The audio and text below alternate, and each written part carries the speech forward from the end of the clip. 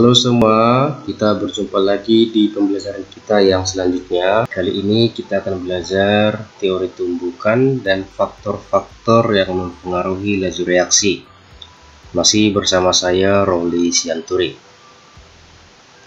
Jadi yang pertama, sebelum kita belajar tentang faktor-faktor laju reaksi, kita belajar dulu tentang teori tumbukan. Nah, menurut teori tumbukan, bahwa reaksi kimia itu terjadi karena adanya tumbukan antar partikel-partikel bereaksi atau reaktan. Nah, tumbukan antar partikel yang terjadi itu akan dapat berubah menjadi reaksi kimia kalau tumbukannya efektif. Apa itu efektif? Nah, tumbukan yang efektif itu adalah tumbukan yang menghasilkan energi yang cukup. Jadi tumbukan ini kalau dia energinya cukup, dia dapat memutus ikatan dari zat bereaksi sehingga dapat membentuk produk. Nah, semakin banyak tumbukan, maka reaksi akan semakin cepat. Oke, semakin banyak tumbukan, reaksi akan semakin cepat. Nah, di dalam tumbukan ada namanya energi yang harus dilewati atau tumbukan minimum. Di dalam kimia namanya istilahnya energi aktivasi atau energi pengaktifan. Jadi energi aktivasi ini adalah energi minimum dari si reaktan untuk bertumbukan, atau energi minimum yang diperlukan agar reaksi dapat berlangsung. Nah, diibaratkan dalam suatu reaksi, R di sini reaktan, P di sini produk. Saya buat kali ini delta H bernilai positif, berarti dia endotherm. Nah, dalam sumbu X itu artinya ada reaksi berbanding energi. Nah, kita misalkan reaksinya seperti bukit, ada di sebelah kiri ada reaktan, di sebelah kanan ada produk. Jadi, agar reaktan berubah menjadi produk, maka ada energi yang harus dilewati dari reaktan ke puncak. Inilah yang kita sebut dengan energi aktivasi. Jadi energi aktivasi ini energi dari reaktan ke puncak. Jadi kalau diibaratkan seseorang membawa benda untuk dipindahkan ke sebelah produk, maka dia harus membawa benda naik sampai titik puncak ini. Ketika sudah sampai di titik puncak ini, maka dia bendanya tinggal dijatuhkan. Itu energi aktivasi. Nah, dari jarak reaktan ke puncak, di waktu belajar termokimia sudah kita belajar bahwa itu namanya delta H atau perubahan entalpi. Ingat, bila reaktan lebih rendah, maka nanti delta H bertanda positif dan sebaliknya. Nah, di bagian kedua, faktor-faktor yang mempengaruhi laju reaksi. Ini maksudnya apa-apa yang dapat mempercepat atau memperlambat suatu reaksi. Beberapa faktor-faktor tersebut diantaranya konsentrasi dalam aliran timolaritas. Kemudian yang kedua, luas permukaan. Ini luas permukaan zat bereaksi. Yang ketiga itu ada suhu. Kemudian yang keempat nanti ada tekanan dan volume. Nanti Anda harus ingat ini berbanding terbalik. Kemudian yang kelima ada kereaktifan zat yang bereaksi. Dan yang terakhir adalah katalis. Mari kita bahas satu-satu. Pertama, konsentrasi. Nah, kalian harus ingat bahwa konsentrasi itu kan dia mol per volume dalam liter. Nah, ingat mol itu juga adalah jumlah partikel per bilangan Avogadro. Kesimpulannya apa? Ketika molar diperbesar, itu artinya mol semakin besar. Mol semakin besar, itu artinya jumlah partikel semakin banyak. Nah, semakin besar konsentrasi, maka semakin banyak partikelnya. Kalau banyak partikelnya, berarti akan banyak peluang untuk terjadinya tumbukan. Nah, ingat, kalau semakin sering atau semakin banyak tumbukan, maka reaksi akan semakin cepat. Jadi singkatnya saya buat di sini. Kalau konsentrasi dinaikkan, maka laju juga semakin besar atau semakin cepat. Nah, kita ibaratkan suatu reaksi antara magnesium sama-sama 1 gram dilarutkan ke dalam 2 larutan. Pertama larutan HCl yang 2 molar, satu lagi ke dalam yang HCl 5 molar. Bila kita melarutkannya, maka akan terjadi reaksi di mana reaksi magnesium dengan HCl lebih cepat. Nah, jadi kesimpulannya dari sini kita ketahui bahwa konsentrasi diperbesar, maka reaksi semakin cepat. Oke, magnesium lebih cepat larut dalam HCl 5 molar dibandingkan yang 2 molar. Kemudian faktor kedua namanya luas permukaan. Luas permukaan ini sering disebut juga dengan luas permukaan sentuh. Nah, luas permukaan sentuh ini berpengaruh kepada tumbukan juga. Semakin luas permukaan bidang sentuh, berarti semakin banyak peluang terjadinya tumbukan efektif. Nah, sehingga juga laju semakin cepat. Oke, diibaratkan seperti ini. Ada 3 zat dengan ukuran yang berbeda, tetapi dianggap ini masanya sama. Nah, kita ibaratkan dia zat 1 dibagi 2, yang pertama ini kita bagi 2, maka hasilnya yang kedua ini. Kalau yang kedua juga dibagi 2, maka hasilnya zat yang ketiga ini. Kita melihat bahwa semakin ini kita perkecil, maka semakin banyak sisi-sisinya yang akan bersentuhan nantinya.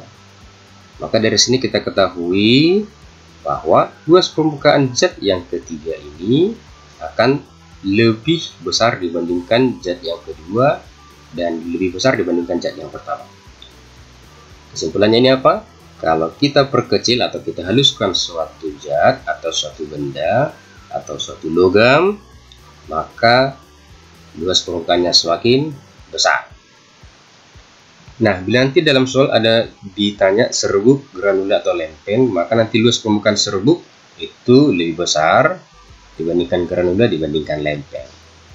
Jadi kalian harus ingat, semakin halus dia, luas permukaannya akan semakin besar. Jangan terbalik ya. Nah, jadi singkat cerita, luas permukaan diperbesar akan diperoleh laju yang semakin besar.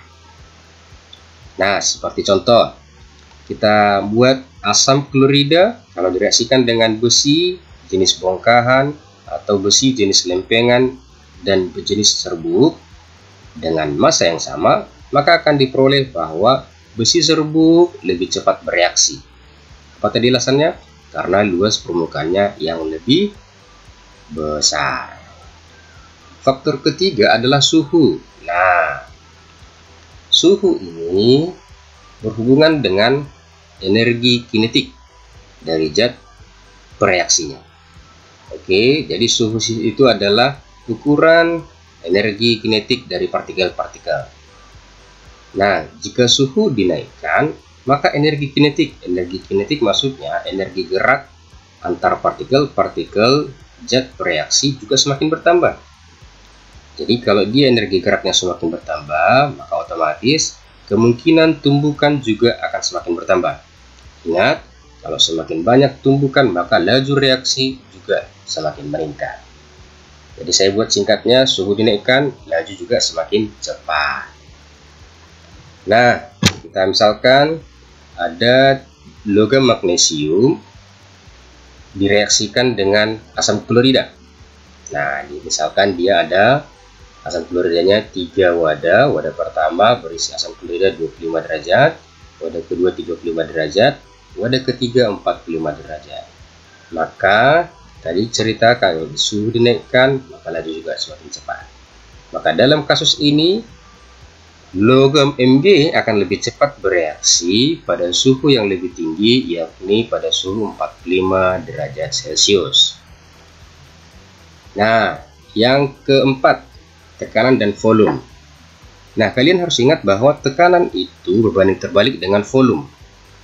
Oke, bila dalam suatu wadah tekanannya diperbesar, maka volumenya semakin kecil.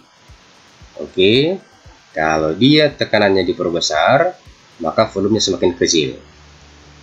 Dalam gambar ini kita ketahui bahwa kalau volumenya diperkecil, maka jarak partikelnya semakin dekat. Nah, jadi tekanan diperbesar, nanti volume semakin kecil. Kalau volume semakin kecil, maka jarak antar partikelnya semakin dekat. Itu namanya konsentrasinya juga besar. Maka otomatis laju reaksinya juga semakin cepat. Nah, faktor kelima namanya kereaktifan zat yang bereaksi atau bereaksi. Kereaktifan ini dihubungkan dengan mudah tidaknya suatu atom melepas elektron. Jadi ingat dalam pelajaran sebelumnya bahwa semakin ke kiri atau semakin di sebelah logam, terutama golongan 1A, itu lebih mudah melepaskan elektron. Artinya ini lebih reaktif untuk dari segi logam. Tetapi kalau dia untuk segi non logam, maka semakin ke kanan hingga golongan 7A semakin juga mudah menangkap elektron, juga semakin reaktif.